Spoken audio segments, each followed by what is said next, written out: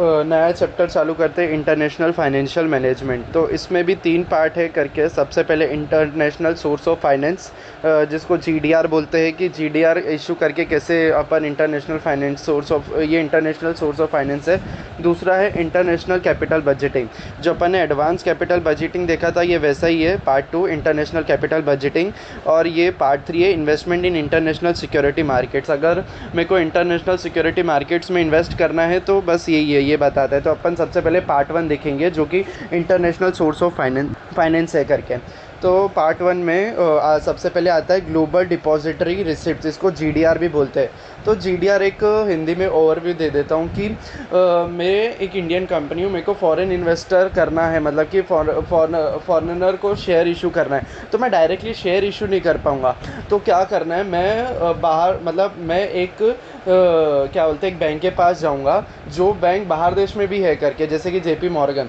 तो मैं उनको बोलूँगा कि मेरे को बाहर इशू करना है, तो वो बैंक अपने बाहर वाली देश के बैंक के साथ करेगा बात, और वो क्या करेगा, वो जीडीआर इशू कर देगा फॉरेन जो फॉरेन इन्वेस्टर है उन लोग को, और उनको जीडीआर दे देगा करके, और जो पैसे लेगा वो कंपनी को लाके दे देगा करके। तो ये एक फ्लो है जो जीडीआर का है। तो GDR is a depository receipt, ये depository underlying shares of the company, ठीक है।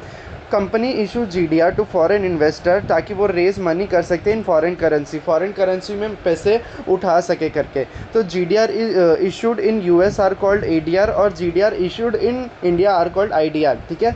तो प्रोसेस अपन ने देख लिया कैसा है। अभी कॉस्ट ऑफ जीडीआर निकालना रहता है कि जीडीआर की कॉस्ट क्या आएगी। तो केई का फॉर्मूला क्या रहता है, अपन ने देखा ही था डिविडेंड्स ग्रोथ मॉडल में, कि डीडीएम अप्रोच में, कि D1/P0 इंटू 100 प्लस ग्रोथ। तो अपने को D1 और P0 ये अपने को दोनों क्या बोलते हैं, जीडीआर का चाहिए। अपने को इंडियन स्टॉक का नहीं चाहिए, अपने को जीडीआर का चाहिए। तो क्वेश्चन में अगर D1 है जी, तो ग्रोथ रेट क्वेश्चन में दे देंगे। D1 कैसे निकालेंगे, कि expected dividend per GDR eight the end of first year कैसे निकालेंगे। तो क्या करेंगे, जितने नंबर ऑफ शेयर मतलब इशू करने वाले कन्वर्ट हो गए जीडीआर में, उसको मल्टीप्लाई कर देंगे मतलब expected dividend per underlying share से। तो क्वेश्चन में परसेंटेज दे देंगे कि इतने इतने परसेंटेज है करके। तो ये डिविडेंड याद रखना फेस वैल्यू पे ही निकालना है। अगर फेस वैल्यू नहीं दिया तो अपन अज्यूम करेंगे कि 10 है करके, ठीक है। तो ये अपना D1 आ जाएगा, नंबर ऑफ शेयर्स इंटू क्या बोलते हैं डिविडेंड पर शेयर करके। तो अगर 3 शेयर इशू कर रहे हैं तो 3 share into dividend per share, ये मल्टीप्लाई कर देंगे तो अपना D1 आ जाएगा। अभी P0 कैसे आएगा, P0 निकालने के लिए सबसे पहले अपने को इशू प्राइस निकालनी पड़ेगी। तो इशू प्राइस पर जीडीआर कितनी आ जाएगी करके, ठीक है। तो अपन क्या करेंगे कि जो इशू प्राइस है उसको, जैसे कि 2 शेयर्स अपन इशू कर रहे हैं, मतलब एक जीडीआर में 2 शेयर आएंगे, ठीक है, और वो डिस्काउंट पे इशू होता है करके। तो अपन क्या करेंगे, 2 इंटू नंबर मार्केट प्राइस पर शेयर, उसको मल्टीप्लाई कर देंगे 100 माइनस जो डिस्काउंट रेट रहेगा या तो फ्लोटेशन कॉस्ट लगेगी उससे, तो अपना इशू प्राइस आ जाएगा। अभी इशू प्राइस आ गया तो अपने को P0 चाहिए। P0 कैसे आएगा करके, P0 अब जो अपना इशू प्राइस आया उसको जो अपन ने उसको अपन मल्टीप्लाई कर देंगे 100 माइनस फ्लोटेशन कॉस्ट, जो ऊपर मिला वो डिस्काउंट माइनस करेंगे, जो नीचे करेंगे वो फ्लोटेशन कॉस्ट करेंगे, जो क्वेश्चन में दिया रहेगा परसेंटेज। तो 100 माइनस परसेंटेज करेंगे और उसको मल्टीप्लाई करेंगे इशू प्राइस से, तो अपना P0 आ जाएगा। P0 आ गया तो बस पूरा क्वेश्चन सही है, अपना जीडीआर के ही आ जाएगा। और लास्ट में बताने कि number of GDR to be issued, तो अपन ये amount required for the investment in the project, ये क्वेश्चन में दिया रहेगा कि इतने अमाउंट का मतलब अपने को उठाना है करके, और उसको डिवाइड कर देंगे अपन। किससे डिवाइड करेंगे, P0 से डिवाइड करेंगे, जो अपन ने P0 निकाला उससे डिवाइड करेंगे, तो number of GDR to be issued अपना आ जाएगा करके, ठीक है। और तो ये अपना जीडीआर वाला पार्ट कंप्लीट होता है। पार्ट 1 जो है जीडीआर से रिलेटेड वो कंप्लीट होता है। अभी आते हैं पार्ट 2 पे, जो कि इंटरनेशनल कैपिटल बजटिंग है करके, ठीक है। तो इसमें अपन देखेंगे कि इंटरनेशनल कैपिटल बजटिंग डिसीजन में क्या बोलते हैं करके। तो ये एक प्रोसेस है ऑफ इवेल्यूएटिंग एंड सिलेक्टिंग, मतलब इवेल्यूएट करना और सिलेक्ट करना long term investment projects in a foreign country में सिलेक्ट करना कि कौन से प्रोजेक्ट अपन ले सकते हैं करके, ठीक है। तो ये सेम अपना कैपिटल बजटिंग जैसे ही हो गया जो डोमेस्टिक करते हैं, जो कि एनपीवी मेथड या तो एमआईआरआर मेथड ये यूज़ करने का। एनपीवी अपन ने देख लिया था कि present value of cash inflow minus cash outflow करेंगे तो अपना एनपीवी आ जाएगा। एमआईआरआर ये होता है कि अपन जो अपने को ईयर एंड में कैश फ्लो मिल रहा है, अगर 3 साल का प्रोजेक्ट है तो फर्स्ट ईयर के एंड में कैश फ्लो मिलता है, उसको अपन फिर से इन्वेस्ट कर देते हैं बिजनेस में, और फिर जो सेकेंड ईयर पे मिलता है उसको भी फिर से इन्वेस्ट कर देते हो। अपन इसको फ्यूचर फैक्टर से मल्टीप्लाई करेंगे और लास्ट में जो वैल्यू आएगा उसका फॉर्मूला दिया है एमआईआर का कि कैसा होता है करके, जो अपन ने पहले डिस्कस कर लिया था एडवांस कैपिटल बजटिंग में, ठीक है। तो ये अपना एमआईआरआर से आ जाएगा, ये दो मेथड है। और लास्ट में बोला है कि जो एनपीवी ऑफ द प्रोजेक्ट जो अपन कैलकुलेट करेंगे एनपीवी, तो अपने को जिस कंट्री का कैलकुलेट कर रहे तो उस कंट्री की डिस्काउंटिंग रेट चाहिए रहेगी करके। तो cash flow and discount rate should be of the same currency, ठीक है, सेम करेंसी होना चाहिए। So NPV can be calculated using the 2 approach. तो इसमें दो अप्रोच दिए, ये फर्स्ट दिया है फॉरेन करेंसी अप्रोच, दूसरा है home currency approach. Foreign currency approach मतलब कि अपने को कैश फ्लो है वो फॉरेन करेंसी में ही मिलेंगे करके, जो एक्सचेंज रेट रहेगी वो फॉरेन करेंसी की ही रहेगी करके, ठीक है। हाँ, तो अपने को सबसे पहले क्वेश्चन में यही बताना पड़ेगा कि फॉरेन करेंसी कौन सी है और होम करेंसी कौन सी है करके। तो फॉरेन करेंसी में फॉरेन करेंसी अप्रोच से यूज़ करेंगे। तो सबसे पहले अपन इसमें कैलकुलेट करेंगे cash flow in the foreign currency की कितना है, यूजुअली क्वेश्चन में दिया रहेगा। और दूसरा है कि डिस्काउंटिंग रेट कैसे मतलब यूज़ करेंगे। तो इसमें डिस्काउंटिंग रेट निकालने का एक फार्मूला है, उसमें क्या बोला है कि 1 plus required rate in the home currency divided by 1 plus risk free rate in home currency, उसको मल्टीप्लाई कर देंगे, ब्रैकेट में लिखेंगे 1 plus risk free rate of a foreign currency. तो एक बड़ी ब्रैकेट आ जाएगी, उसमें बाद में -1 कर देंगे। तो फार्मूला फिर से बताता हूँ, 1 plus required rate in home currency divided by 1 plus risk free rate in home currency. इसको अपन मल्टीप्लाई करेंगे किससे, 1 plus risk free rate in foreign currency. तो एक बड़ी ब्रैकेट आ जाएगी, उसमें लास्ट में अपन -1 कर देंगे। तो ऐसे अपना discount rate of foreign currency आ जाएगा करके, ठीक है। फिर इससे अपन एनपीवी कैलकुलेट करेंगे, NPV will be calculated in the foreign currency. और जो कन्वर्ट एंड में क्या करेंगे, जो अपनी एनपीवी आई उसको होम करेंसी में कन्वर्ट कर देंगे using the spot exchange rate at the beginning. जो एकदम स्टार्टिंग में क्या बोलते हैं फर्स्ट डे पे अपने को जो रेट दी है स्पॉट रेट, उसमें अपन होम करेंसी में कन्वर्ट करेंगे करके, उसके बेसिस पे बता देंगे कि क्या करना है करके। तो ये अपना फॉरेन करेंसी अप्रोच हो गया। अभी दूसरा आता है home currency approach. Home currency approach बहुत ईजी है। इसमें क्या करना पड़ेगा, इसमें calculate cash flow in home currency. अगर होम करेंसी में दिया है तो बरोबर है, अगर या तो फॉरेन करेंसी में कैश फ्लो दिया है तो उसको अपन क्या बोलते हैं होम करेंसी में कन्वर्ट करेंगे using the estimated exchange rate of different years.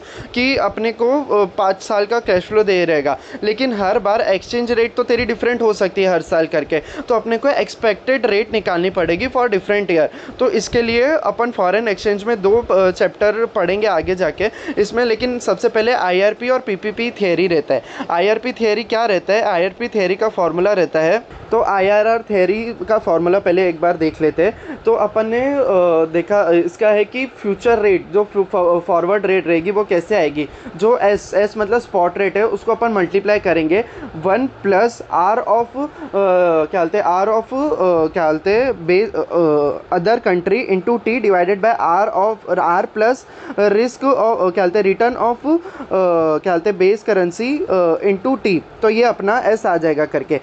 तो ये अगर लेस देन 1 रही है उसका फॉर्मूला था, अगर मोर देन 1 रही है तो ये क्या हो जाएगा एस इंटू 1 प्लस क्या बोलते हैं return of other current interest rate of other currency और divided by 1 plus R B जो interest rate of base currency है, ठीक है। तो ये इससे अपना आईआरआर का आ जाएगा करके। अगर क्वेश्चन में 2 risk free rate return the हुई है करके तो अपने को पता चल जाएगा कि इसको अपने को आईआरआर से निकालना है करके। और दूसरा है कि अगर इन्फ्लेशन रेट दी हुई है करके तो उसमें क्या करना है, तो सेम यही है एस इंटू इसमें क्या करना है 1 plus inflation of other country क्या बोलते हैं divided by 1 plus inflation of base country और रेस टू टी दोनों में हो जाएगा करके। तो बेस करेंसी किसको बोलेंगे, बोलेंगे। अगर 1 रुपीज़ इज इक्वल्स टू या तो $1 इज इक्वल्स टू 85 रुपीज़, तो $1 दिया है वो अपना बेस करेंसी हो जाएगा, और जो इक्वल्स टू करके अदर करेंसी जो रुपीज़ दिए ₹85 वो अपनी क्या बोलते हैं क्या बोलते हैं अदर करेंसी हो जाएगी करके, अदर कंट्री अदर करेंसी जो भी बोल सकते हैं करके। ठीक है, तो ये अपना प्रिडिक्शन हो जाएगा कि रेट ऑफ बेस करेंसी और रेट ऑफ अदर करेंसी करके। ठीक है, तो ये अपना क्या बोलते हैं इससे अपने हर एक साल के exchange rate, expected exchange rate निकाल देंगे, एस्टिमेटेड एक्सचेंज रेट निकाल देंगे, और उसके बेसिस पे अपन कैश फ्लो निकाल देंगे। ठीक है, और इसमें जो डिस्काउंट रेट यूज़ करना है वो होम करेंसी का ही यूज़ करना पड़ेगा। ठीक है, और फिर इसमें एनपीवी निकाल देंगे, लास्ट में NPV calculated will be in home currency. और इन साइलेंट सिचुएशन अगर discount rate given in question is assume to be the home currency of क्या बोलते हैं home currency of the company.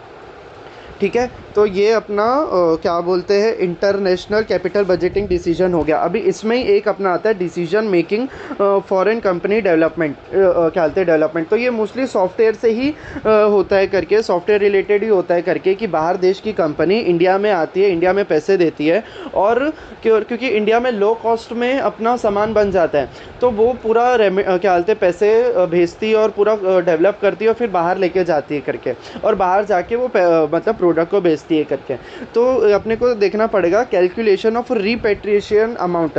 Repatriation amount की मतलब कि जो उसने पैसा दिया था और उसमें से वापस कितना लेके जा रहा है वो, कि मतलब पूरा खर्चा हो गया और उसमें से कुछ पैसा बचा रहेगा ना इंडिया में, तो वो कितना लेके जा रहे हैं, तो उसको रिपेट्रिएशन अमाउंट बोलते हैं। तो सबसे पहले आएगा ट्रांसफ़र प्राइस। तो ट्रांसफ़र प्राइस मतलब कि कितना पैसा भेजा है उसने करके, तो ये कैलकुलेशन अपनी सारी फॉरेन करेंसी में ही होएगी करके। ठीक है, तो ट्रांसफ़र प्राइस जो जितना पैसा भेजा है और लेस उसमें कॉस्ट कर देंगे। कॉस्ट क्या रहेगी, जो रेंट रहेगा, मैन पावर रहेगा, एडमिनिस्ट्रेशन कॉस्ट रहेगा और अलग रहेगा करके।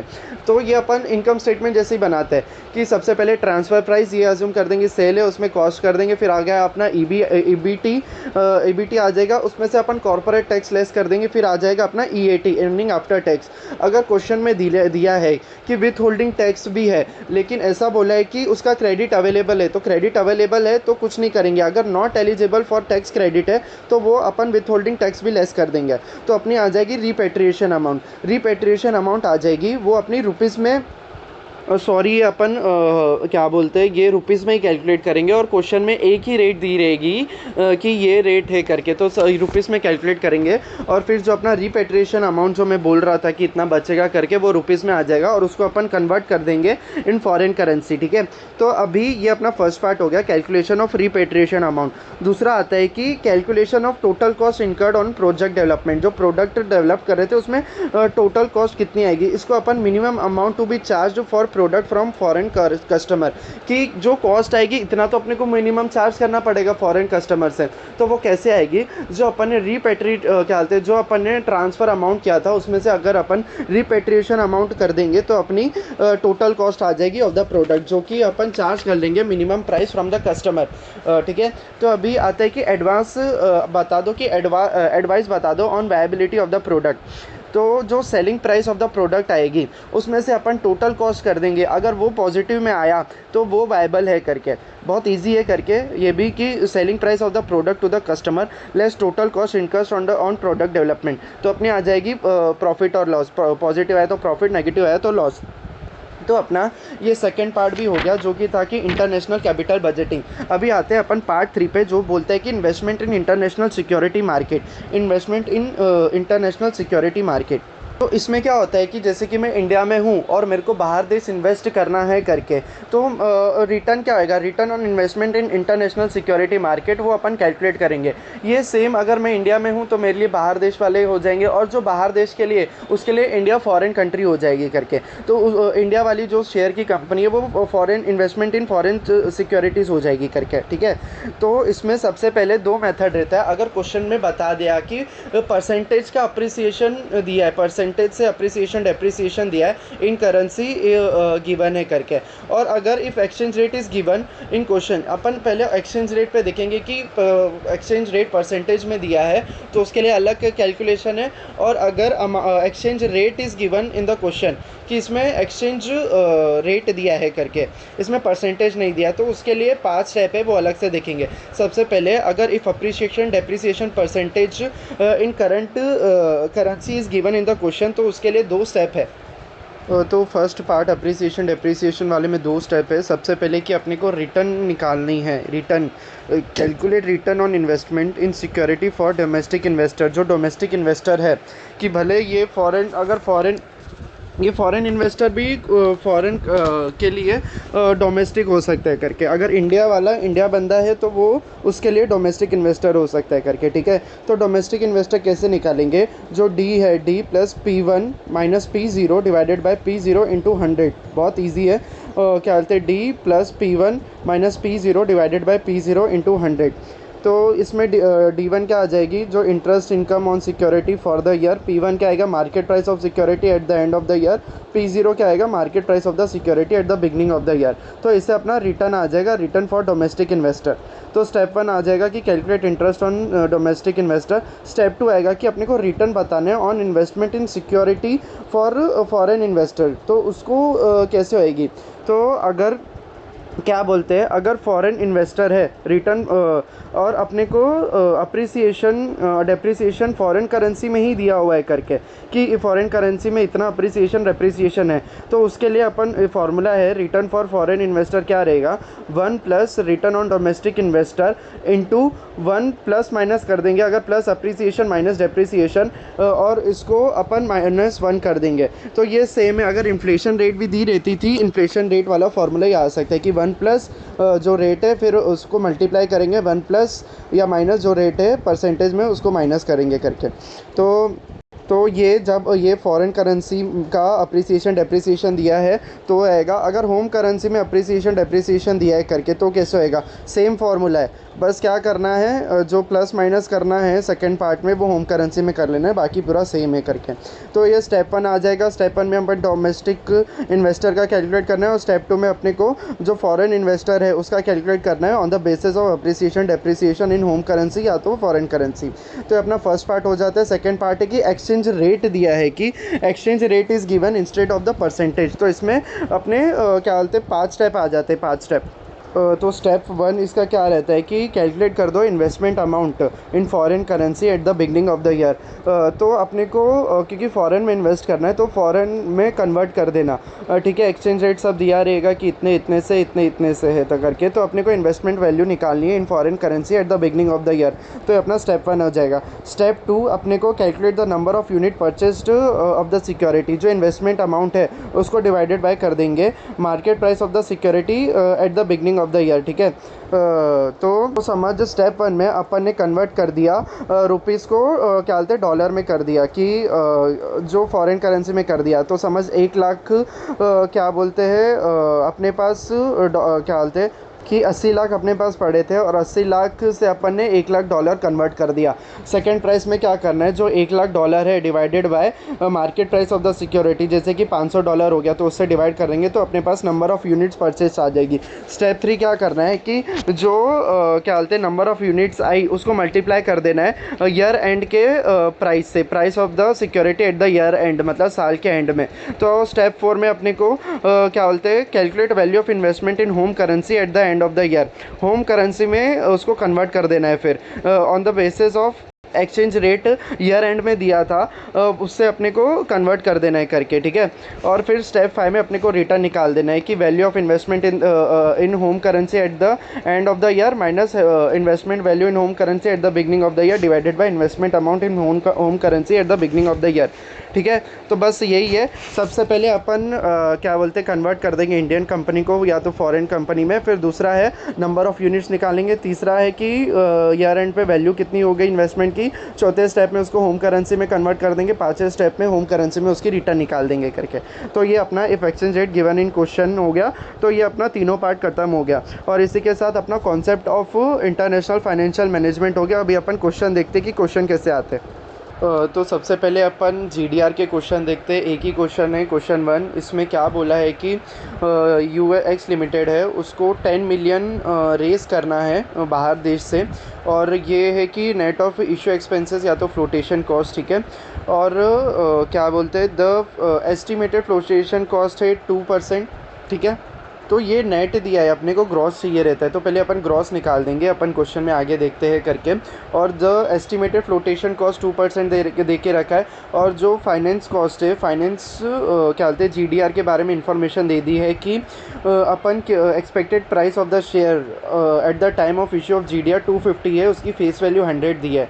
और कितने शेयर इशू करेंगे, ए पर जीडीआर 2 शेयर इशू करेंगे, और वो भी 10% डिस्काउंट पे करेंगे। तो ये इशू प्राइस निकालने में क्या काम आएगा। और तीसरा देके रखा है एक्सपेक्टेड एक्सचेंज रेट, जो कि ₹6.60 पर डॉलर है। जो एक ही अपने को जो एक्सचेंज रेट दिया रहता है वो दे दिया, और बोला है कि 20% एक्सपेक्टेड डिविडेंड है और ग्रोथ है 12% की। तो क्वेश्चन में पूछा है कि सबसे पहले कॉस्ट बता दो और नंबर ऑफ़ जीडीआर्स बता दो कि कितना इशू करना है करके। तो सबसे पहले क्वेश्चन में आगे ऐसा पता चला कि भले कन्वर्ट करो या नहीं करो चलेगा करके, क्योंकि अगर अपन स्टार्टिंग में कन्वर्ट करेंगे तो जो अपनी पीओ आएगी, नेट प्रोसीड पर जीडीआर आएगी, उसको भी अपने को क्या बोलते हैं लेस कॉस्ट करना है, ठीक है। उसके बेसिस पे अपने को नंबर ऑफ़ जीडीआर निकालना पड़ेगा, लेकिन वैसा बहुत कॉम्प्लिकेटेड हो जाएगा। तो क्वेश्चन में 10 मिलियन दिए तो वही यूज़ कर लेंगे एक बार। तो सबसे पहले D1 निकाल देंगे। D1 बोला है कि फेस वैल्यू दिया है और 2 पेयर शेयर है। तो जीडीआर में डिविडेंड पर जीडीआर कितना निकला है वो निकाल लिया। इशू प्राइस कैसे आएगी, 2 × 2 रुपीज़ 250, और डिस्काउंट में इशू किया है तो 100 माइनस 10%, तो अपना इशू प्राइस आ जाएगी। इशू प्राइस आ गई तो P0 निकालना है। P0 कैसे आएगी, इशू प्राइस इंटू जो फ्लोटेशन कॉस्ट है वो लेस कर देंगे, 100 माइनस फ्लोटेशन कॉस्ट, तो ₹441 आ जाएगा। तो P0 आ गया तो KE अपने आ जाएगा, KE आ गया, और नंबर ऑफ जीडीआर आ जाएगा, क्योंकि जो अमाउंट 10 मिलियन दी है उसको अपन इंटू करेंगे एक्सचेंज रेट से डिवाइडेड बाय पर जीडीआर इन रुपीज़ जो के दे के रखा है, तो अपना नंबर ऑफ जीडीआर आ जाएगा जो कि मिलियन में आएगा करके। और अपने को सेकंड पार्ट पूछा है कि if company is able to raise fund in US, अगर 15% से रेज करना है तो company is able to repay loan along with the interest, क्या अपने को वो लेना चाहिए, अपने को एक्सेप्ट ऑफर करना चाहिए। तो हाँ, क्योंकि अपने को जीडीआर से मिल रहा है 21.07%, और अपने को बैंक को देना है इतना देना है, कितना देना है बैंक को 15%, तो ठीक है, अपने को एक्सेप्ट कर लेना चाहिए करके। और लास्ट में पूछा है कि सेविंग्स बताओ कितना होएगा ये एक्सेप्ट करने से। तो सेविंग क्या होएगी, जो परसेंटेज आया उसको बता देना है कि 21 माइनस 0.0 माइनस 15, तो अपना परसेंटेज आ जाएगा। तो जीडीआर के ऐसे ही क्वेश्चन होते हैं, बस ये याद रखना कि डिविडेंड अपने को जीडीआर का निकालना है, और फिर इशू प्राइस निकालना है, उसको P0 कन्वर्ट कर देना है कि P0 मतलब कि जीडीआर की पर मार्केट प्राइस कितनी रहेगी करके। अभी अपन आते हैं इंटरनेशनल क्या बोलते हैं कैपिटल बजटिंग के क्वेश्चन पे। तो क्वेश्चन 3 देखते हैं, क्वेश्चन 2 अपन देख लेंगे बाद में, पहले क्वेश्चन 3 देखते हैं। क्वेश्चन 3 कैसा है, तो इसमें बोला है डीके लिमिटेड वो कंसिडर कर रही है इन्वेस्टमेंट प्रपोजल इन श्रीलंका, श्रीलंका में इन्वेस्ट करना चाहती है। तो फिर डी लिमिटेड के लिए होम करेंसी इंडिया हो गई, और जो श्रीलंका में करना चाहता है वो अपनी फॉरेन करेंसी हो जाएगी करके। जो कि आगे दिया है कि इनिशियल इन्वेस्टमेंट लगेगा 25 बिलियन LKR इसकी कंपनी की करेंसी बोलते हैं, LKR 25 बिलियन लगेगा। उस टाइम पे स्टार्टिंग में स्पॉट एक्सचेंज रेट देके रखिए 0.37 INR पर LKR, मतलब 1 LKR इज इक्वल्स टू ₹0.37 करके, ठीक है। और रिस्क फ्री रेट देके रखा है दोनों कंपनी का, इंडिया का 6%, मतलब ये 6% देके रखा है, और श्रीलंका का 5.02% देके रखा है। तो अपने लिए इसमें बेस करेंसी कौन सी हो जाएगी, इसमें बेस करेंसी अपनी क्या बोलते हैं 1 LKR हो जाएगी, क्योंकि 1 LKR देके रखा है, और बाकी जो इंडियन रुपये वो अपनी अदर करेंसी हो जाएगी करके, ठीक है। तो ये ऐसा हो जाएगा। अभी इसमें बोला है कि प्रोजेक्ट जो जनरेट करेगा कैश फ्लो वो 5 बिलियन करेगा फॉर द फर्स्ट ईयर, और यही 5 साल तक चलता रहेगा, और वो हर एक साल 1 बिलियन इंक्रीज़ हो जाएगा फॉर द नेक्स्ट 4 ईयर, ठीक है। फर्स्ट ईयर में तो 5 बिलियन करेगा, दूसरे ईयर में क्या कहते हैं 5+1 ऐसे करके 4 साल तक करते जाएगा, हर एक साल 1 मिलियन ऐड करना है। और इसमें बोला है कि प्रोजेक्ट की लाइफ 5 साल है, और नो सेल्वेज वैल्यू है, और रिक्वायर्ड रेट ऑफ रिटर्न देके रखा है 8%। तो ये कौन सी कंपनी की, कौन से रिक्वायर्ड रिटर्न कौन सी कंट्री की होएगी, क्योंकि डीके लिमिटेड होम करेंसी है, मतलब वो इंडिया में है करके, तो इंडिया में तो उसकी ही दे रहेगी। तो फिर the required rate of return ये अपनी इंडिया की दी है 8%, ठीक है, तो होम करेंसी की दी है। तो अभी सबसे पहले इसमें पूछा है कि you are required to find out the investment worth of the project by using, मतलब एनपीवी से निकालना है अपने को होम करेंसी अप्रोच और फॉरेन करेंसी अप्रोच। तो अपन देखेंगे कि कैसे निकालना है। अपन ने होम करेंसी अप्रोच वही एनपीवी जैसा करना है करके, कि अपने को इनिशियल इन्वेस्टमेंट चाहिए, फिर कैश फ्लो चाहिए, कैश फ्लो को अपन डिस्काउंटिंग रेट से कर देंगे, फिर इनिशियल माइनस क्या बोलते हैं आउटफ्लो कर देंगे, तो अपना एनपीवी आ जाएगा। तो सबसे पहले अपन होम करेंसी अप्रोच में बोला है करके, तो सबसे पहले जो 25 बिलियन है करके जो इन्वेस्टमेंट है उसको अपन कन्वर्ट कर देंगे 0.37 से, जो अपनी इनिशियल इन्वेस्टमेंट आ जाएगी, ठीक है। लेकिन इससे पहले अपन जो क्या बोलते हैं एक्सचेंज रेट निकालेंगे, एक्सपेक्टेड एक्सचेंज रेट निकालेंगे, जिससे अपन जो कैश फ्लो को मल्टीप्लाई करके अपन जो क्या बोलते हैं, क्योंकि फॉरेन करेंसी में कैश फ्लो देके रखा है ना, उसको अपने को होम करेंसी में कन्वर्ट करना है। तो सबसे पहले जो आईआरआर का फॉर्मूला था उसके बेसिस पे अपन क्या बोलते हैं ये निकाल लेंगे कि फ्यूचर एक्सपेक्टेड रेट क्या हो सकती है करके।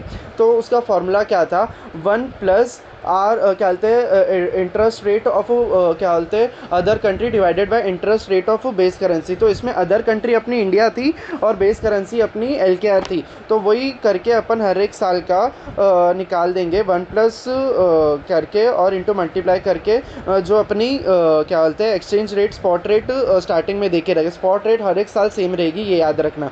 तो अपनी होम करेंसी में एक्सचेंज रेट आ जाएगी। तो स्टेप 1 अपना इनिशियल इन्वेस्टमेंट आ जाएगा। दूसरा आएगा कि कैश फ्लो अपने को पता चलना करना है कि स्टेप 2 में कि 5 साल तक कितना रहेगा करके। तो 5 साल तक ईयर लिख देंगे, फिर कैश फ्लो लिख देंगे। कैश फ्लो कैसा, फर्स्ट ईयर के एंड में 5 साल बताया था, फिर बोलता है कि हर एक साल ये इंक्रीज़ होगा करके, और इसको अपन कन्वर्ट कर देंगे एक्सचेंज रेट से इंडियन करेंसी में, ठीक है, होम करेंसी में। अभी होम करेंसी में आ गई, प्रेजेंट वैल्यू क्वेश्चन में दिया, ये पीवीएफ निकाल देंगे, स्टेप 4 अपना एनपीवी आ जाएगा। तो ये अपना होम करेंसी से आ जाएगा करके। तो अभी अपन फॉरेन करेंसी अप्रोच से करेंगे। तो फॉरेन करेंसी अप्रोच में कैसा रहेगा करके, जो स्टेप 1 रहेगा वो तो वही है कि इनिशियल इन्वेस्टमेंट जैसा है वैसे ही लिख देंगे। स्टेप 2 है कैश फ्लो। कैश फ्लो भी अपन क्या बोलते लिख देंगे करके, लेकिन इसमें अपने को जो प्रेजेंट वैल्यू अपन स्टेप 3 है प्रेजेंट वैल्यू, उसमें अपने को क्या बोलते फॉरेन करेंसी की डिस्काउंट रेट चाहिए रहेगी।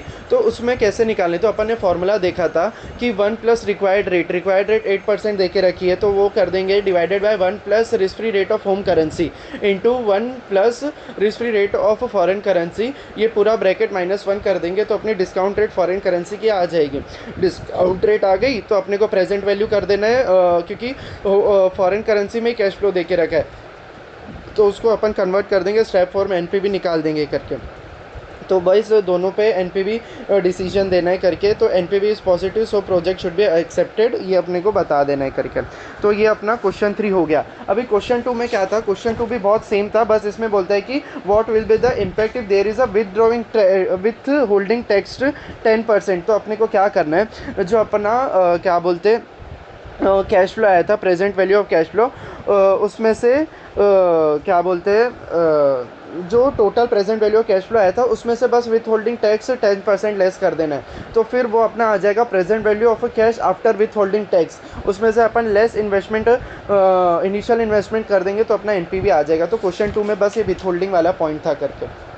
तो अभी क्वेश्चन 4 देखते हैं। क्वेश्चन 4 क्या बोलते हैं कि एक्सवाई लिमिटेड है, वो इंगेज्ड है रिटेल बिजनेस इन इंडिया, और वो कंटेम करना चाहती है, एक्सपांशन करना चाहती है बाहर देश में, ठीक है, buy into a country Africa में।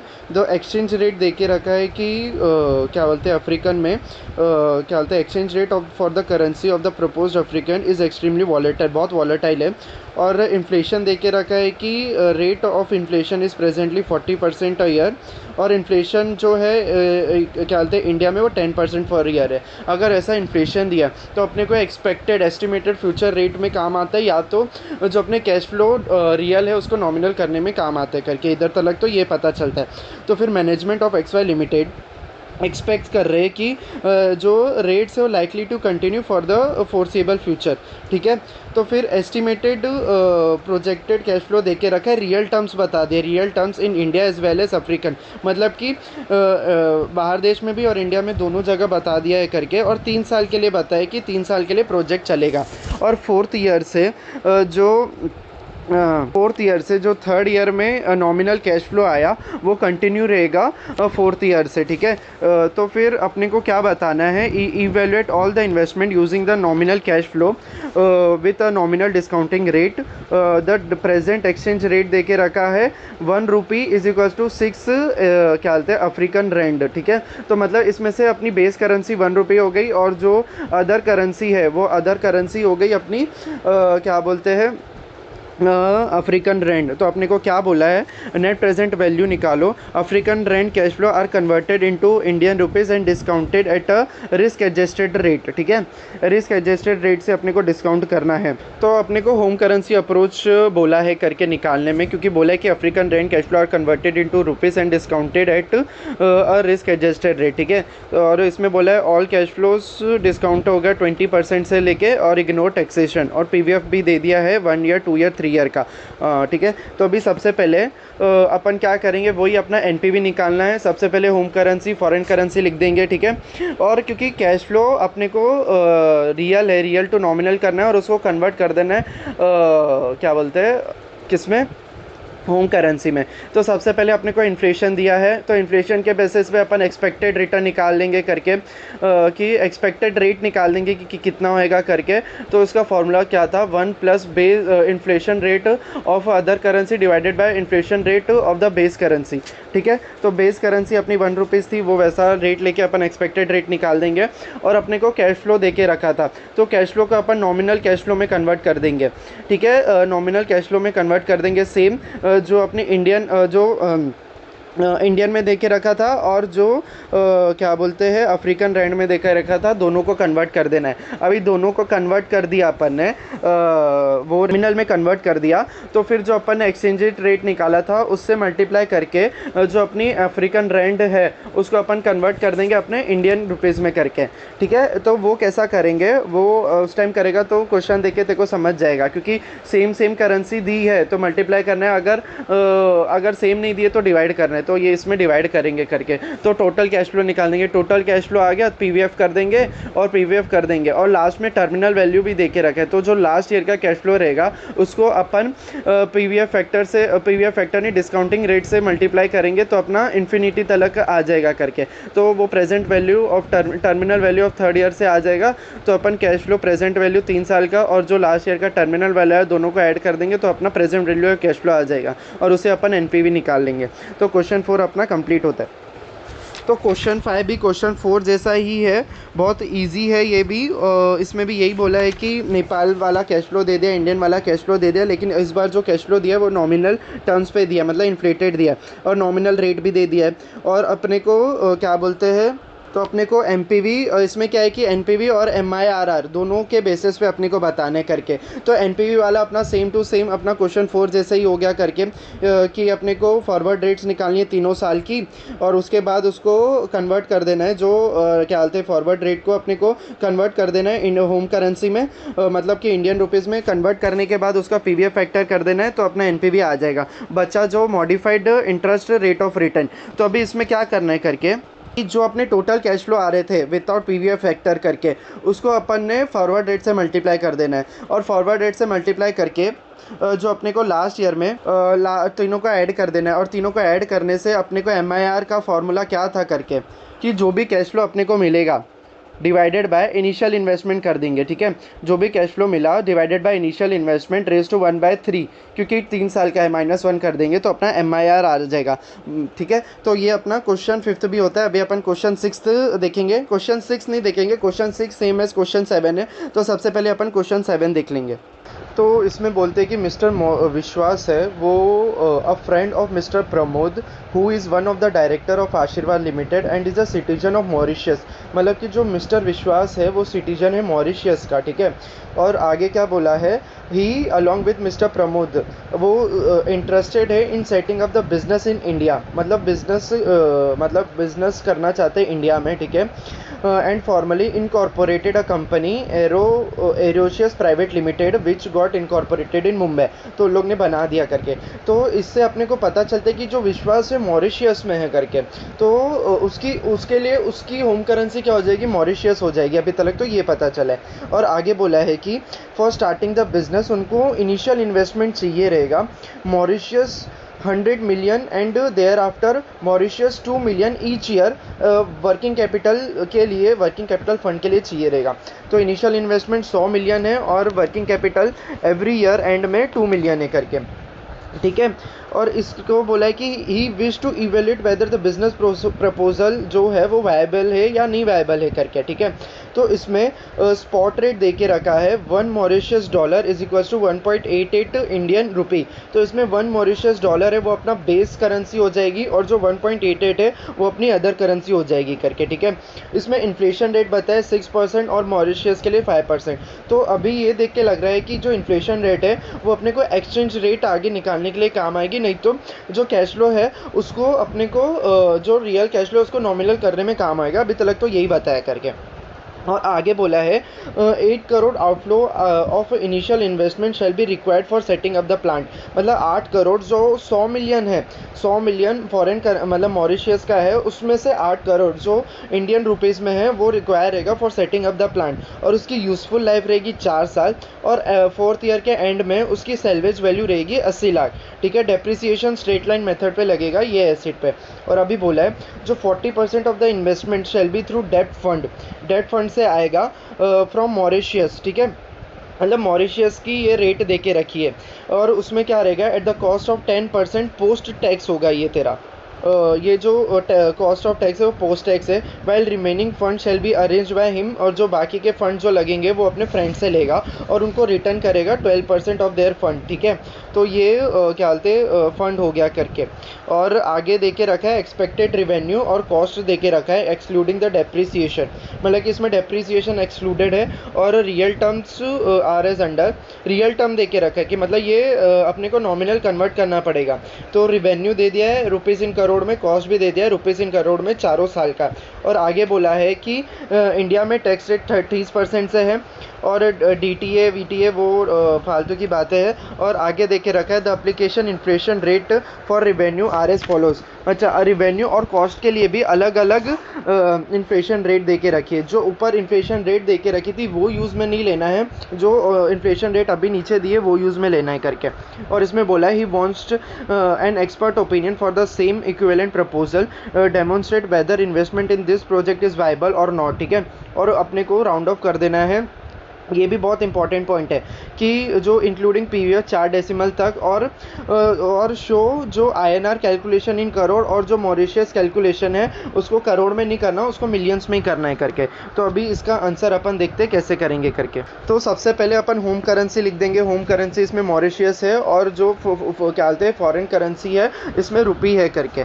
तो सबसे पहले ये क्या हो जाएगा, सबसे पहले क्वेश्चन में दिया था कि डेप्ट भी दिया था और जो एक्सपेक्टेड रिटर्न था अलग के लिए 12% और देन फंड्स वो भी दिया है करके। तो उससे अपना WACC आ जाएगा, ठीक है। क्योंकि अपने को डेब्ट टू इक्विटी रेशो भी दिया है 40 और 60% और मॉरिशियस का कॉस्ट भी KD भी दे के रखा है और KE भी दे के रखा है। तो इससे अपना डिस्काउंटिंग रेट आ जाएगा WACC। तो ये अपना प्रेजेंट वैल्यू निकालने में काम आएगा।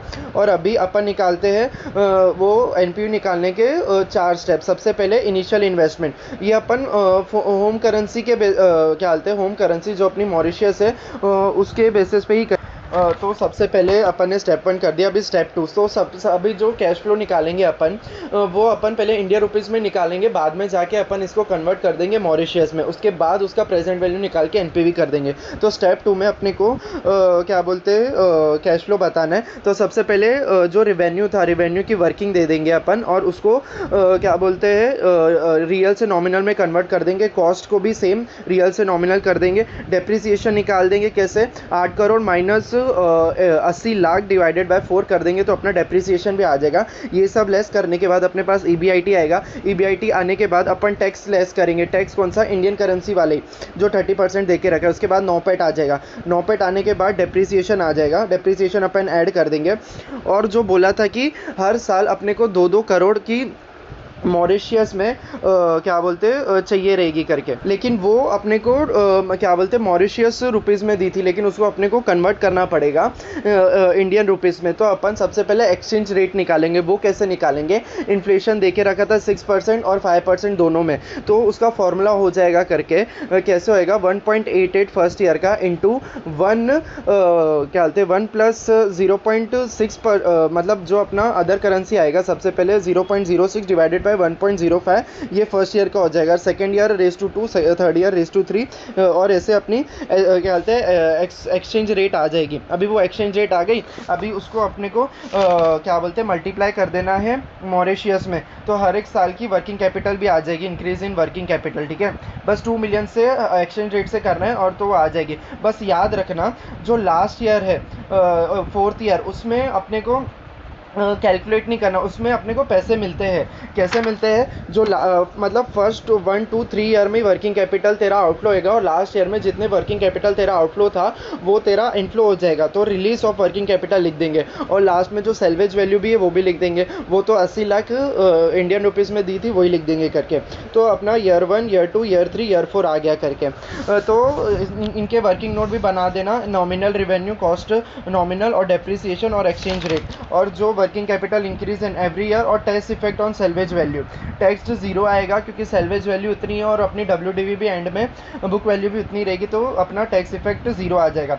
अभी क्या कर देंगे अपन, कन्वर्ट कर देंगे जो इंडियन कैश फ्लो आया उसको मॉरिशियस में, लेकिन याद रखना जो इंडियन था उसको करोड़ में था, इसको अपने को मिलियन में कन्वर्ट करना है करके। और ये भी याद रखना कि इसको अपन डिवाइड करेंगे तब जाके मॉरिशियस में आएगा करके। तो अपना कैश फ्लो आ जाएगा। कैश फ्लो आ गया तो प्रेजेंट वैल्यू अपन ने WACC स्टार्टिंग में निकाला था और लास्ट में अपन इनिशियल इन्वेस्टमेंट कर देंगे। तो जो अगर NPV पॉजिटिव आया तो एक्सेप्ट, और नेगेटिव आया तो प्रोजेक्ट इज़ नॉट वायबल, वो कर देंगे। तो इसमें नेगेटिव आएगा तो since NPV is negative project is not viable. तो अपना क्वेश्चन 7 हो जाता है। अभी क्वेश्चन 7 जैसे ही सेम है क्वेश्चन 6, और तो क्वेश्चन 6 भी बहुत सेम है करके एक बार ओवरव्यू ले लेते हैं कि US कंपनी है, उसको इंडिया में अपना बिजनेस स्टार्ट करना है। उसके लिए उसको 8 मिलियन चाहिए रहेगा और वो 5 साल तक चलेगा, और उसकी सेल्वेज वैल्यू इनिशियल 8 मिलियन है और रुपीज़, ये रुपीज़ में दिया है वैसे, और सेल्वेज वैल्यू 2 मिलियन है करके। ठीक है, और the company straight line method use करती है और उसको इनिशियली वर्किंग कैपिटल मतलब फर्स्ट इनिशियली 1 मिलियन चाहिए रहेगा। और उसमें बता दिया है कि cost of production is lower in India और वेरिएबल कॉस्ट उसका 30 पर यूनिट आएगा। एडिशनल फिक्स्ड कॉस्ट उसका 0.5 मिलियन रुपीज़ में रहेगा। और जो तो कंपनी है प्रोजेक्टिंग एनुअल सेल्स मतलब हर साल उसकी 80,000 यूनिट बन के आएगी और यूनिट की प्राइस है 100 रुपये। और कंपनी के इंडिया में टैक्स है करके applicable tax rate of the company is 34% and it's cost of capital 8%। ये टैक्स रेट इंडिया क्या बोलते हैं इंडिया की है करके, और दो करंट एक्सचेंज रेट इज़ 72 पर डॉलर है करके। और लास्ट में बस PVF फैक्टर दे दिया है 8% का। तो बहुत कुछ नहीं है, पहले इनिशियल इन्वेस्टमेंट निकालना है जिसमें वर्किंग कैपिटल भी आ जाएगा तेरा, और उसको अपन ये अपने को foreign currency basis foreign currency approach से ही निकालना है। तो इनिशियल इन्वेस्टमेंट अपन कन्वर्ट कर देंगे डॉलर में। उसके बाद अपन क्या करेंगे, उसके बाद अपन एक्सपेक्टेड एक्सचेंज रेट जो इन्फ्लेशन की रेट दे के रखी है वो बेसिस पे अपन हर 5 साल की एक्सपेक्टेड रेट निकाल देंगे। फिर एनुअल कैश फ्लो निकाल देंगे और फिर 5th ईयर के एंड का भी कैश फ्लो जो बचेगा, एक तो सेल्वेज वैल्यू आएगा जो आएगा, और रिलीज ऑफ वर्किंग कैपिटल जो अपन ने स्टार्ट में किया था करके वो भी आ जाएगा। ये याद रखना, रिलीज ऑफ वर्किंग कैपिटल अगर लगता है तो ईयर एंड में हमेशा वो रिलीज हो जाता है करके। एनुअल कैश फ्लो आ गया, उसको अपन एक्सपेक्टेड रेट से मल्टीप्लाई करेंगे और अपना US में आ जाएगा, और बस US में आ गया तो उसको प्रेजेंट वैल्यू ला के अपन NPV बता देंगे। तो क्वेश्चन 6 भी खत्म होता है। क्वेश्चन 8 क्या बोलते हैं कि एक मल्टीनेशनल कंपनी है, वो अपना इंडिया में सब्सिडरी मतलब लाना चाहती है। उसके लिए उसको इनिशियल इन्वेस्टमेंट चाहिए 500 मिलियन, और उसके लिए वर्किंग कैपिटल एस्टिमेटेड है क्या बोलते हैं 50 मिलियन डॉलर, ये दोनों डॉलर में है करके। तो अभी मल्टीनेशनल वो बाहर देश में, तो उसके लिए होम करेंसी वो हो जाएगी US डॉलर, अपने लिए उसके लिए फॉरेन करेंसी हो जाएगी रुपीज़। तो ठीक है, ये अपना इंटरप्रिटेशन आ गया करके। और कंपनी स्ट्रेट लाइन मतलब मेथड यूज़ करती है करके। और अगर ये और एक ये बता दिया कि presently the company is exporting 2 million units, मतलब ये अलग से जो खुद की बता रही है, expecting 2 million units every year, और यूनिट की प्राइस दे के रखी है $80 और it's variable cost per unit बना दिया $40, ठीक है। और अभी ये इतना ओवरव्यू हो गया। अभी है कि द चीफ फाइनेंशियल ऑफिसर है वो एस्टिमेट कर रहा है operating cost and other data in मतलब बता रहा है करके।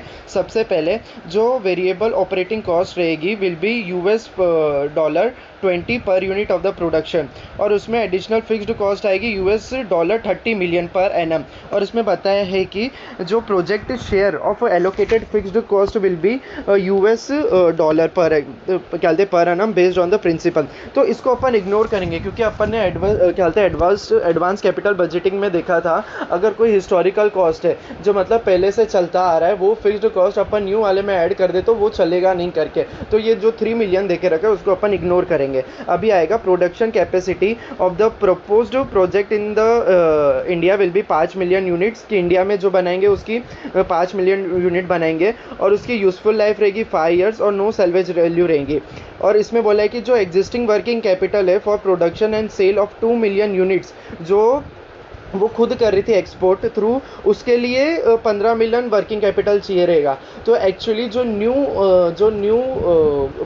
प्रोजेक्ट के लिए 50 मिलियन के लिए 50 मिलियन वर्किंग कैपिटल था, उसमें से जो एग्जिस्टिंग 15 मिलियन है वो तो एग्जिस्टिंग के लिए चाहिए रहेगा, तो अपने को न्यू के लिए सिर्फ 35 मिलियन चाहिए रहेगा। ये इंटरप्रिटेशन आता है, ठीक है। तो फिर export of the product in the coming year will be decrease to 1.5, जो वो एक्सपोर्ट कर रही थी उसकी यूनिट डिक्रीज हो जाएगी 1.5 million in case the company does not open subsidiary company in India, अगर वो सब्सिडरी ओपन नहीं करती है इंडिया में करके। तो यही बताया करके, और आगे दे दिया टैक्स रेट 35% और रिक्वायर्ड रेट ऑफ रिटर्न 12% दे दिया है करके, ठीक है।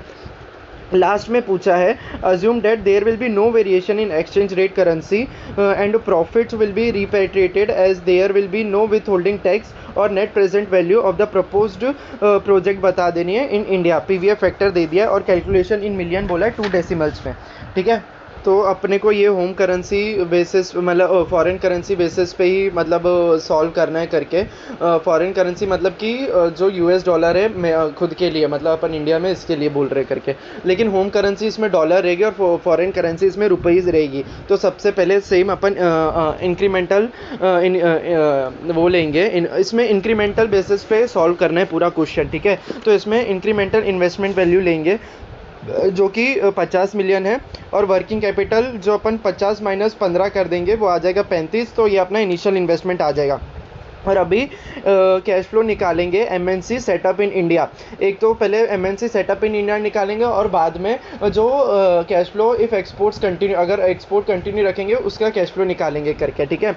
तो सबसे पहले अपन निकालेंगे कि cash flow if MNC setup in India, तो उसमें बताया करके कि सबसे पहले सेल्स होएगा। तो सेल्स में 5 मिलियन यूनिट दे दिया था और सेल्स की यूनिट प्राइस बता दी थी कि $80 है, और वेरिएबल कॉस्ट भी दे दिया और फिक्स्ड कॉस्ट भी दे दिया था। लेकिन डेप्रिसिएशन अपने को कैलकुलेट करके वो भी लेस करना है करके। तो डेप्रिसिएशन कैसे बनेगा, डेप्रिसिएशन अपना 500 मिलियन पे बनेगा डिवाइडेड बाय 5, तो अपना डेप्रिसिएशन आ जाएगा उसमें।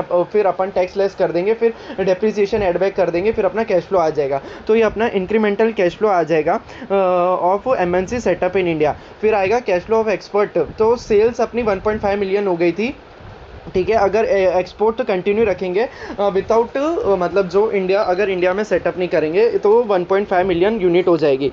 तो वही करना है, उसमें से लेस वेरिएबल कॉस्ट करना है और लेस ईबीआई टैक्स करना है करके। इसमें कुछ डेप्रिसिएशन लेस नहीं करना, और जो अपने को फिक्स्ड कॉस्ट बताया था 3 मिलियन का उसका भी कुछ नहीं करना है करके। तो अपनी इंक्रीमेंटल कैश फ्लो आ जाएगी, इंक्रीमेंटल कैश फ्लो आ जाएगी फॉर द ईयर 1 to 5, ठीक है। तो अपनी इंक्रीमेंटल कैश फ्लो ऐसे आ जाएगी। एक्सपोर्ट माइनस करेंगे अपन, क्या बोलते हैं, एक्सपोर्ट माइनस नहीं, जो अपना न्यू था इंडिया माइनस एक्सपोर्ट करेंगे तो वो इंक्रीमेंटल आ जाएगी। अभी इंक्रीमेंटल एडिशनल कैश फ्लो भी आएगा eight the end of 5th year, क्योंकि जो अपन ने वर्किंग कैपिटल लगाया था 35 का वो भी तो रिलीज़ होएगा, और जो सैलवेज वैल्यू नील है तो वो जीरो ही रहेगी। तो लास्ट में ये भी आएगा करके। अभी बस इसका प्रेजेंट वैल्यू निकाल देना है। प्रेजेंट वैल्यू 5 साल का एक साथ निकाल देंगे, क्योंकि इसमें एक्सचेंज रेट बोला है कि सेम ही रहेगी करके, तो अपन ऐसा अलग अलग एक्सचेंज रेट लेके नहीं करेंगे, ना ही एक्सचेंज रेट निकालेंगे, क्योंकि वो कुछ ऑप्शन ही नहीं दिया था। तो अपन 1 to 5 ईयर का पूरा ले लेंगे कैश फ्लो, और उसको अपन प्रेजेंट वैल्यू कर देंगे 5 साल का मिला के, और 5th ईयर में जो अपना वर्किंग कैपिटल रिलीज हुआ था उसका अलग से 5th ईयर का पीएफ कर देंगे 12% से। तो दोनों करने के बाद अपना जो present value of cash flow आएगा उसको अपन इनिशियल इन्वेस्टमेंट से लेस कर देंगे, अपना आ जाएगा इंक्रीमेंटल एनपीवी। तो इसमें पॉजिटिव आ रहा है, therefore project should be accepted. तो ये अपना क्वेश्चन 8 भी कंप्लीट होता है। तो अपन अभी क्वेश्चन 9 देखते हैं। क्वेश्चन 9 में क्या बोलता है कि एक इंडियन कंपनी है, इंडियन आईटी कंपनी, उसको चाइना में अपनी सब्सिडरी खोलनी है, ठीक है, for a life of 2 years, और चाइना में अभी इन्फ्लेशन रेट चल रहा है 8% पर annum. Operating cash flow are received जो है वो एट द ईयर एंड है। तो इनिशियल इन्वेस्टमेंट अपने को चाइनीज़ यान में दी है 30 लाख, और वो द लैंड विल बी वो 30 लाख लैंड मिलेगी, मतलब will be in land, initial investment land में करेंगे, और उसकी क्या बोलते हैं कंप्लीशन के बाद एस्टिमेटेड वैल्यू हो जाएगी 35 लाख। तो अपने को इधर डायरेक्टली दिया है, क्योंकि लैंड पे अपने को डेप्रिसिएशन लगता नहीं है, तो जो डायरेक्टली दिया है वो 5 लाख अपनी क्या बोलते हैं सैलवेज वैल्यू हो जाएगी, और इस पर अपने को टैक्स भरना पड़ेगा, ठीक है। तो फिर आगे दिया है कि द प्रोजेक्ट ऑल्सो रिक्वायर्स एक कॉम्प्लेक्स या ऑफिस कॉम्प्लेक्स, उसकी कॉस्ट आएगी 15 lakh payable at the beginning of the year, और इसमें स्ट्रेट लाइन बेसिस पे लगेगा 2 ईयर से डेप्रिसिएशन, और सैलवेज वैल्यू 0 है। और इसमें बोला है कि प्रोजेक्ट खत्म होने के बाद इसकी वैल्यू हो जाएगी, इससे पैसे मिलेंगे 5 लाख करके, 5 लाख चाइनीज़ यान। तो इसमें भी सैलवेज वैल्यू 0 है, नहीं सैलवेज वैल्यू 5 लाख है और बुक वैल्यू 0 हो जाएगी। तो इसमें डायरेक्टली 5 लाख का अपने को सैलवेज मतलब वो पैसा आएगा, और क्या बोलते हैं सेल होगा, सेल ऑफ कॉम्प्लेक्स मतलब जो भी है करके, और उस पर अपना टैक्स का आउटफ्लो होगा करके। तो ये अपना इधर तलब पता चल गया। और अभी बोला है कि company planning to raise GDR issue in Mauritius, ठीक है, और जीडीआर में 5 इक्विटी शेयर रहेंगे जिनकी करंटली मार्केट प्राइस 20 पर शेयर चल रही है करके, और जो कंपनी वो करंटली डिविडेंड पे किया है, मतलब अभी पेड किया, एक्सपेक्टेड टू, मतलब जो जीडीआर में बाकी जो क्वेश्चन नॉर्मल आते हैं उसमें एक्सपेक्टेड डिविडेंड आता है, इसमें क्या है कि पहले से पेड कर दिया है करके। और तो इसमें अपन आगे दिया है कि ग्रोथ रेट है वो ऐड करेंगे, which is expected to grow at 10%, ठीक है। The total issue cost is estimated to be 1% of the issue size, जो एस्टिमेटेड कॉस्ट आएगी वो 1% ऑफ द उसमें आएगी। और इसमें बता दें कि एनुअल सेल्स आएगा वो 10,000 यूनिट्स है, और 50 पर यूनिट इसकी प्राइस है, और द प्राइस यूनिट है वो करंट प्राइस नहीं है, बिफोर अलाउिंग फॉर इन्फ्लेशन है, कि मतलब इसमें अपने को इन्फ्लेशन रेट ऐड करना पड़ेगा। और आगे भी दे के रखा है कि वेरिएबल कॉस्ट है वो 40% ऑफ द सेल हो जाएगी करके, तो इसमें अपने आप इन्फ्लेशन का इफेक्ट आ जाएगा। और आगे बोला है कि फिक्स्ड कॉस्ट है वो 22 लाख पर ईयर होगी, और बिफोर अलाउिंग इन्फ्लेशन, मतलब ये भी रियल रेट में अपने को इसको नॉमिनल में कन्वर्ट करना पड़ेगा, और अपने को नॉमिनल 8% दिया था उसमें कन्वर्ट करना है। और ये expected to rise at a rate of inflation, मतलब कि अगले साल ये इन्फ्लेशन फर्स्ट ईयर के एंड में वो भी पकड़ के दूसरे ईयर में भी हो जाएगी करके। तो अभी आता है कि टैक्स बताए 25% का है करके, और जो स्पॉट रेट दे के रखी है अभी वो 1 चाइनीज़ यान, मतलब बेस करेंसी अपनी 1 चाइनीज़ यान है, इज इक्वल्स टू 9.5 रुपीज़। और जो नॉमिनल इंटरेस्ट है चाइना में रेट ऑफ इंटरेस्ट वो 12% एंड 10% है रिस्पेक्टिवली। तो अभी अपने को बोला है identify the expected cash flow in China, मतलब कि फॉरेन करेंसी में अपने को निकालना है, और determine the NPV of the project in क्या बोलते हैं सीएनवाई, मतलब कि फॉरेन करेंसी में ही बोल दिया निकालने के लिए। और लास्ट में बोला है कि determine whether Optus technology should go for the project assuming that neither there is a restriction on the transfer of fund from China to, अगर चाइना टू इंडिया में करेंगे मतलब इंडियन होम करेंसी में भी निकाल के बता देना, और फिर बताना है कि एनपीवी पॉजिटिव आ रहा है या नेगेटिव, ठीक है। तो सबसे पहले अपन WACC निकालने की कोशिश करेंगे। WACC मतलब कि जो कॉस्ट आएगी GDR की KE आएगी वो निकालना है करके। सबसे पहले होम करेंसी रुपीस लिख देंगे, फॉरेन करेंसी चाइनीज़ यान लिख देंगे, और सबसे पहले फॉरेन करेंसी अप्रोच में निकालेंगे। तो अब सबसे पहले डिस्काउंटिंग रेट निकालेंगे। तो इसमें क्या आएगा, सबसे पहले D1 निकालेंगे। D1 में बोल दिया था कि 25% के फेस वैल्यू पे लगा के अपने को डिविडेंड मिलेगा, और उसको ग्रोथ से मल्टीप्लाई कर देंगे और ग्रोथ आ जाएगी, और 5 शेयर मतलब GDR का डिविडेंड निकालें तो इंटू 5 कर देंगे। उसके बाद इशू प्राइस इन लोग ने 200 दे के रखी है, कुछ डिस्काउंट पे इशू नहीं किया तो इशू प्राइस उतनी रहेगी। और P0 क्या कर देंगे, जो इशू प्राइस है इंटू नंबर ऑफ शेयर पर GDR था वो कर देंगे, और इंटू अपन 1% फ्लोटेशन कॉस्ट है ना, तो इंटू 99% कर देंगे, 100 माइनस 1% फ्लोटेशन कॉस्ट। तो अपनी P0 भी आ गई। P0 आ गई तो KE के फॉर्मूला में डालेंगे कि D1 upon P0 into 100 plus growth, तो अपनी इससे KE आ जाएगी। तो इसके बाद अपन जो नॉर्मल स्टेप है NPV निकालने के वो करेंगे। स्टेप 1 अपना इनिशियल इन्वेस्टमेंट आ जाएगा। तो दो क्या था, एक लैंड किया था, एक कॉम्प्लेक्स किया, दोनों को प्लस कर देंगे। और स्टेप 2 आएगा कैश फ्लो। कैश फ्लो कैसा रहेगा, फर्स्ट ईयर और सेकेंड ईयर का दोनों का निकालना है करके। तो सेल्स उन लोग ने बता के रखा था कि अपना इतने यूनिट्स है और कि 10,000 यूनिट्स है और 10,500 पर यूनिट प्राइस है करके, लेकिन ये रियल है, इसको नॉमिनल अपने को कन्वर्ट करना पड़ेगा। तो नॉमिनल अपन कन्वर्ट कर लेंगे और अपना सेल्स आ जाएगा, और सेल्स में 40% कॉस्ट है वो डायरेक्टली लगा देंगे। अभी ये तो नॉमिनल अपने आप आ जाएगी। और फिर आता है फिक्स्ड कॉस्ट, उसको भी अपन नॉमिनल में कन्वर्ट करेंगे। फिर जो डेप्रीसिएशन आ रहा था अपने को, लैंड पे डेप्रीसिएशन नहीं आएगा, लेकिन जो कॉम्प्लेक्स हाउस पे तो आएगा ना, वो करके अपना EBIT आ जाएगा, उसमें से टैक्स कर देंगे। फिर अपना नॉपेट आ जाएगा, उसमें से अपना डेप्रिसिएशन फिर से ऐड कर देंगे। डेप्रिसिएशन ऐड किया तो सैल्वेज वैल्यू भी अपने को दिख रही थी दोनों की 5 लाख नहीं, सैल्वेज वैल्यू लैंड की याद रखना 35 लैक्स मिल रही है अपने को, 5 लाख नहीं याद रखना, 35 लैक्स मिल रही है, वो भी चाइनीज़ युआन में मिल रही है। और salvage value of complex 5 lakh है, तो दोनों पे टैक्स इम्पैक्ट आ जाएगा। ठीक है, क्योंकि WDV और क्या बोलते हैं सेल प्राइस लेके अपन टैक्स इम्पैक्ट निकाल देंगे और उतने उससे लेस कर देंगे, तो दोनों ईयर का अपना कैश फ्लो आ जाएगा। अभी दोनों ईयर का अपने पास कैश फ्लो आ गया, तो अभी बस अपने को प्रेजेंट वैल्यू निकालना है of the NPV। Present value आराम से आ जाएगी, क्वेश्चन में प्रेजेंट वैल्यू दिया नहीं है, अपने को खुद ही निकालना है, जो अपन ने KE निकाला था उसके बेसिस पे ही, और उसमें से इनिशियल इन्वेस्टमेंट लेस कर देना है। तो इसमें NPV नेगेटिव आ रही है, मतलब फॉरेन करेंसी में नेगेटिव आ रही है करके। और अभी अपने को होम करेंसी में निकालना है करके, तो होम करेंसी में अपन कैसे निकालेंगे करके, अपने को सबसे पहले एक्सपेक्टेड रेट निकालनी है जो हर साल हो जाएगी करके। और क्योंकि इसमें दो रेट दे के रखिए इंटरेस्ट रेट, तो अपन क्या करेंगे 1 प्लस इंटरेस्ट रेट ऑफ क्या बोलते हैं other currency divided by 1 plus of the base currency. तो अदर करेंसी इसमें अपनी इंडियन ही थी, जो कि 1.2 ऊपर कर देंगे और डिवाइडेड बाय 1.10, तो ये अपनी एक्सचेंज रेट आ जाएगी। इनिशियल इन्वेस्टमेंट अपन कन्वर्ट कर देंगे डे 1 की प्राइस से, जो कि क्वेश्चन में 9.5 दे के रखा था, होम करेंसी में कन्वर्ट कर देंगे।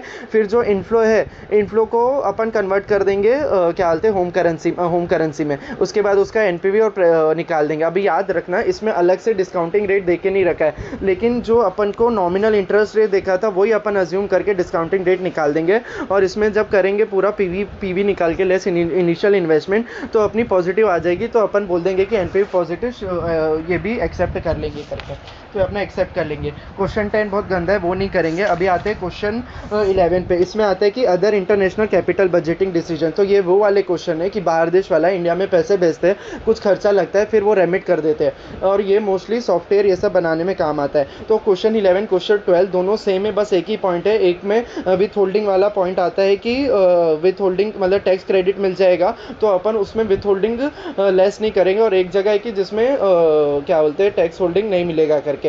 तो ये अपन पूरा अपन रुपीस में निकालेंगे कन्वर्ट करके, और उसके बाद अपन इसको कन्वर्ट कर देंगे फॉरेन करेंसी में। तो सबसे पहले क्वेश्चन 11 देखते हैं। क्वेश्चन 11 बोला है कि USA बेस्ड कंपनी है, वो सॉफ्टवेयर डेवलप करना चाहती है इंडिया में, उसके लिए उसने ट्रांसफ़र प्राइस कर दिया $10 मिलियन।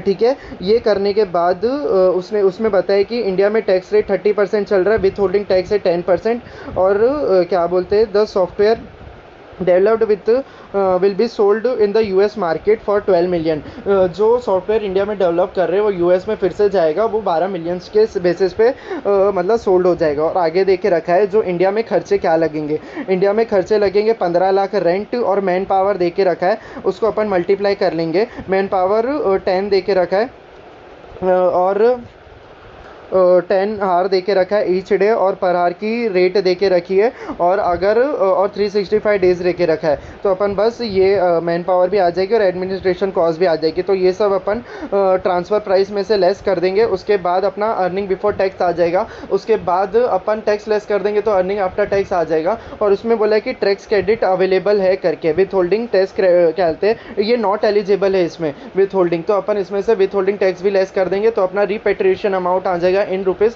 उसको अपन फिर से कन्वर्ट कर देंगे रिपेट्रिएशन अमाउंट इन डॉलर। और लास्ट में बोला है advice the US company on the financial viability of the project, मतलब कि उसको बताना है कि वो प्रोजेक्ट तो भी सही है क्या नहीं। तो अपना जो रिपेट्रिएशन अमाउंट आया, हाँ ठीक है, तो अपन जो इनिशियल इन्वेस्टमेंट है उसमें से रिपेट्रिएशन अमाउंट लेस कर देंगे, तो अपन जो मिनिमम कस्टमर से उतना जितना चार्ज करेंगे उतनी वैल्यू आ जाएगी, और लास्ट में जितने पे वो सेल कर रहे हैं उसमें से ये टोटल कॉस्ट लेस करेंगे, तो अपना प्रॉफिट आ जाएगा करके। अगर वो पॉजिटिव आया तो वो अपना सही है करके, ठीक है।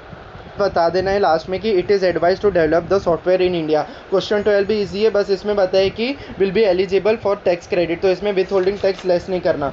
तो ये अपना other international capital financing decision भी होता है। अभी अपन देखते हैं रिटर्न, मतलब इंटरनेशनल में रिटर्न कैसे आता है करके। तो इसमें दो था कि एक परसेंटेज में दिया है और दूसरा दिया कि एक्सचेंज रेट ही डायरेक्ट दिया है करके। तो अपन पहले क्वेश्चन 13 देखते हैं। क्वेश्चन 13 ही क्वेश्चन 13 तो क्वेश्चन 13 बहुत इजी है, वो अपन नहीं करेंगे, अपन क्वेश्चन 14 करेंगे। क्वेश्चन 14 क्या बोल के रखा है, तो क्वेश्चन 14 भी बहुत इजी है। इसमें क्या बोला है कि मिस्टर मेमन है, वो इंडियन इन्वेस्टर है, वो इन्वेस्ट करना चाहता है यूएसए में, तो यूएसए में बॉन्ड में इन्वेस्ट करना चाहता है। तो बॉन्ड की स्टार्टिंग प्राइस दे के रखी है USD, beginning of the year USD 100 दे के रखी है, और एट द एंड 103 दे के रखा है। तो उसमें कूपर रेट भी दे के रखा है 3%, जो कि एनुअली प्ले होएगा। तो इसमें बोला है कि रिटर्न बता दो, चार डिफरेंट बोला है कि यूएसडी फ्लैट रब रहेगा, यूएसडी अप्रिशिएट होएगा, यूएसडी डेप्रिशिएट होएगा, या तो इंडियन रुपी अप्रिशिएट होएगा। तो ये अपना सेकंड पार्ट आ गया, जहाँ अपने को परसेंटेज वाइज मतलब फर्स्ट पार्टी हो गया जिसमें परसेंटेज वाइज दिया है करके। तो इसमें सबसे पहले जो डोमेस्टिक इन्वेस्टर है उसका निकालेंगे, मतलब कि जो यूएस में जो डोमेस्टिक यूएस के बेसिस पे जो डोमेस्टिक इन्वेस्टर है उसको क्या आएगा। तो बहुत इजी है, कूपन रेट अपन ऐड करेंगे और दोनों का डिफरेंस ईयर एंड और ईयर दोनों का डिफरेंस करके divided by beginning of the price करेंगे, तो अपना रिटर्न फॉर डोमेस्टिक इन्वेस्टमेंट आ जाएगा। और अगर इसमें फर्स्ट पूछा है कि यूएसडी इज फ्लैट, अगर यूएसडी फ्लैट है करके तो सेम अपने को इंडिया में भी वही रिटर्न और उसमें भी वही रिटर्न। और अगर USD appreciate during the year, appreciate हुआ 3%, तो अपने को क्या करना है 1 प्लस इंटरेस्ट जो डोमेस्टिक इन्वेस्टर को मिल रहा था उसमें से अपने को मल्टीप्लाई करना है 1 प्लस इंटरेस्ट, मतलब जो कि अप्रिशिएट हुआ 1 प्लस 0.03, और उसको अपन माइनस कर देंगे 1 से। तो ऐसे ही अपने को अप्रिशिएट भी करना है, डेप्रिशिएट भी करना है, और इंडियन वाला भी सेम ऐसे ही करना है करके। तो क्वेश्चन 14 बहुत ईजी है करके। तो क्वेश्चन 15 देखते हैं। इसमें बोला है कि with relaxation of norms in India investment in international market, बता दे कि इतना कोई भी आम आदमी बाहर देश में $2,50,000 के हिसाब से कर सकता है। तो ठीक है, मिस्टर एक्स ने भी वही किया। उसने देखा कि इंडियन रुपी वीकनिंग हो रही है बॉस लास्ट फ्यू ईयर्स, तो वो इंटरनेशनल मार्केट में डाइवर्सिफाई करना चाहता है। तो फर्स्ट लाइन ये बता दी, और अकॉर्डिंगली बोला है कि उसने x invested 1.58 crore 1 January 2025 in standard and poor index, बाहर देश का इंडेक्स है उसमें। और बता दें कि ऑन 1/26 को, मतलब 1 साल बाद उसने अपनी इन्वेस्टमेंट सोल्ड कर दी। तो अभी दोनों की प्राइस देके रखी है, इंडियन स्टॉक प्राइस की स्टार्टिंग की देके रखी है, एंड की नहीं दी है, और स्टैंडर्ड और पुअर इंडेक्स भी बता के रखा है, और एक्सचेंज रेट भी बता के रखा है, एक्सचेंज रेट भी बता के रखे। तो सबसे पहले इसमें बोला है कि the return for a US investor, बहुत जो डोमेस्टिक इन्वेस्टर है उसका निकालना बहुत ईजी है। जो ईयर एंड में प्राइस थी उसको माइनस कर देंगे, beginning of the price divided by beginning of the price into 100 कर देंगे, तो अपनी रिटर्न आ जाएगी। तो ये तो नेगेटिव आ रही है करके। और सेकेंड बोला है कि return for mister x foreign investor है। तो सबसे पहले इसमें 5 स्टेप आ जाएंगे, 5 स्टेप। सबसे पहले जो इसके पास वो रुपी है, होम करेंसी, उसको अपन फॉरेन करेंसी में कन्वर्ट करना है करके। तो ये क्या करेगा स्टेप वन में कि वो होम करेंसी को फॉरेन करेंसी में कन्वर्ट कर देगा। तो ये बैंक के पास जाएगा, इसमें रेट देके रखिए, 2 रेट देके रखिए स्टार्टिंग में। तो बैंक के पास जाएगा और बोलेगा कि यूएस डॉलर मेरे को परचेज करने, तो वो महंगा भाव लगाएगा करके कि महंगे भाव में देगा करके। तो महंगे भाव में 62.25 रुपीज़ लेगा, तो वही अपने को डिवाइड कर देना है उतने प्राइस से। तो अपना अपना यूएस डॉलर में इन्वेस्टमेंट आ जाएगा करके। स्टेप 2 अपने को निकालना है नंबर ऑफ यूनिट्स, मतलब ऐसे एस पे क्या बोलते हैं इंडेक्स परचेज, कितने इंडेक्स अपने को परचेज करने हैं 1025 को। तो जो फॉरेन इन्वेस्टमेंट आया उसको अपन डिवाइड कर देंगे जो बिगनिंग ऑफ द प्राइस चल रही है स्टैंडर्ड एंड पुअर इंडेक्स की, और फिर इससे अपने यूनिट्स आ जाएंगे। स्टेप 3 में जो ईयर एंड प्राइस है क्या बोलते हैं पुअर इंडेक्स की, उसको अपन यूनिट से मल्टीप्लाई कर देंगे तो अपना investment value at the end आ जाएगा। अभी इसको अपन फिर से कन्वर्ट कर देंगे होम करेंसी में, ठीक है, एट द ईयर एंड को। तो होम करेंसी में अभी अपन क्या बोलते हैं डॉलर बेचना चाहेंगे, अभी बेचना चाहेंगे तो कम से कम प्राइस में बिकेगा करके, तो 67.25 में बिकेगा करके। तो ये अपना हो जाएगा value of investment in rupees eight the and. अभी बस स्टेप 5 में ओपनिंग और क्लोजिंग को कंपेयर करके अपने को रिटर्न निकाल देनी है। तो ये अपना क्या बोलते हैं स्टेप 2 भी, पार्ट 2 भी हो गया। अभी लास्ट में पूछा है, तो लास्ट में पूछा है कि वैल्यू ऑफ इंडेक्स, मतलब करंट ईयर के इंडिया के मार्केट में लास्ट ईयर में इतनी कौन सी वैल्यू हो जाएगी इंडेक्स की, क्योंकि वो इनडिफरेंट रहेगा between the investment in standard and poor और इंडियन स्टॉक मार्केट। तो अपने को एंड में रिटर्न पता चल गया था कि कितना है करके, एंड में रिटर्न आया था कि 2.323% आया था करके। तो अपने को ईयर एंड की वैल्यू पता करनी है, तो अपने को फॉर्मूला पता था कि year end minus beginning divided by beginning into 100 is equals to अपने को परसेंटेज आ जाएगा। तो परसेंटेज तो दे दिया है अपने को, बिगनिंग ईयर एंड की वैल्यू चाहिए तो उसको एक्स एग्ज्यूम करके वैल्यू निकाल लेंगे। तो अपना ये क्वेश्चन 15 भी कंप्लीट होता है। अभी लास्ट क्वेश्चन 16 देखते हैं।